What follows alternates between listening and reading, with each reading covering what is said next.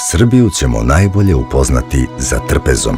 Kroz priču o mestima, ljudima i običajima, najbolji vodič bit će nam naše čulo ukusa. Dobrodošli u Soul Food Srbiju.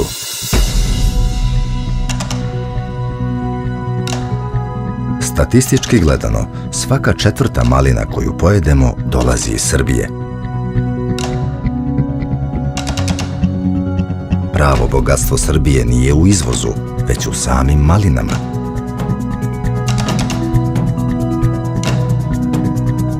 Plod je takvog sastava da se smatra preventivom za mnoge bolesti.